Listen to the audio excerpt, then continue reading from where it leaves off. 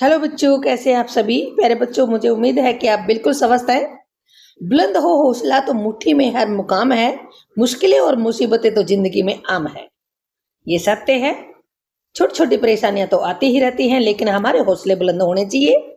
आज हम करने जा रहे हैं question answers of the voice of the rain, written by Walt Whitman of the +1 class English poem. Dear students, आपके लिए सिर्फ 4 क्वेश्चंस लेकर आई हूं मैं, जो इजी लैंग्वेज में है। लेकिन इतना ज्यादा भी हम इसको इजी नहीं करेंगे कि आपका जो +1 का स्टैंडर्ड है वो बिल्कुल नीचे जाए। तो आपके स्टैंडर्ड के अकॉर्डिंग बिल्कुल सेंटेंसेस हैं। तो चलिए चलते हैं आगे। टाइम हम यूटिलाइज करेंगे अपने क्वेश्चन आंसर को करने में। बने रहिए मेरे साथ वीडियो में, कंसेप्ट को ध्यान से सुनिएगा। First question, what does the rain do to the things day and night? What does the rain do? क्या करती है बारिश to the things, चीजों के साथ दिन और रात किसी भी टाइम आ जाती है। तो क्वेश्चन ये पूछा गया है। The rain nourishes होता है, उसको जीवन दान देती है, उसकी पूर्ति करती है। एंड प्योरिफाइज, शुद्ध करती है। किसको? द अर्थ, धरती के ऊपर सब है, छोटे से लेके बड़े तक, कण तक सभी धरती के ऊपर है।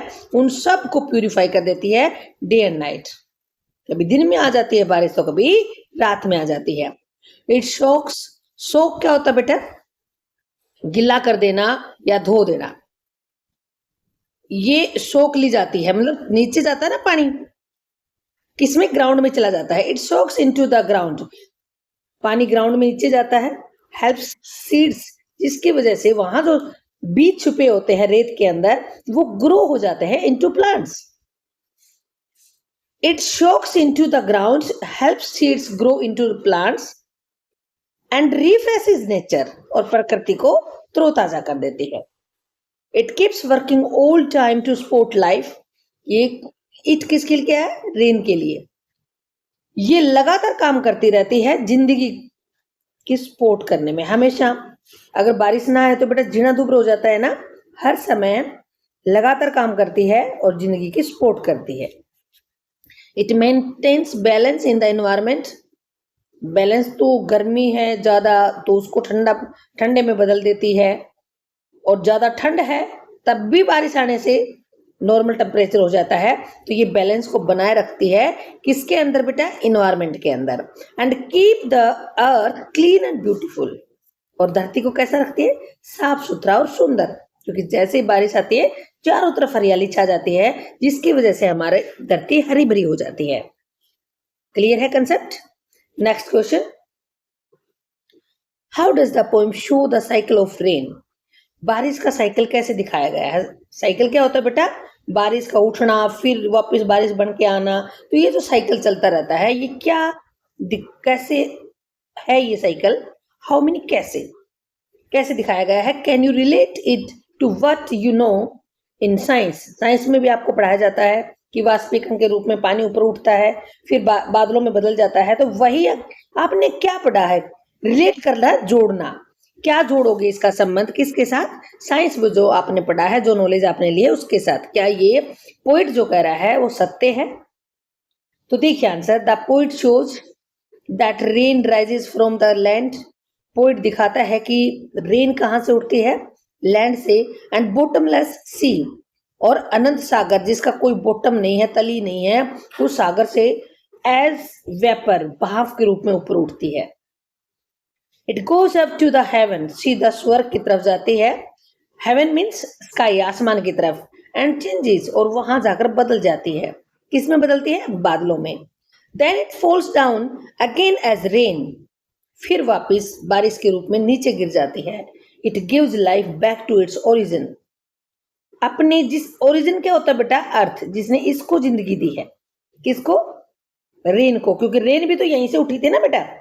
तो रेन को जिसने जिंदगी प्रदान की है उसी को वापस जिंदगी देती है। और साइंस में हमने क्या पढ़ा है? सेकंड क्वेश्चन इसमें क्या पूछा कि साइंस से जोड़िए आप। In science this is called the water cycle, और साइंस में इसको क्या कहेंगे? वाटर का सर्कल। साइकिल चलता रहता है। It includes evaporation, condensation and rainfall. Evaporation होता है बेटा भाप बन के उठना, कंडेंसेशन होता है ऊपर बादलों में बदल जाना, और रेनफॉल होता है वापस बारिश आना। And it repeats again and again, और ये दिन रात किसी भी टाइम बार बार होता रहता है। क्लियर हुआ आपको कंसेप्ट?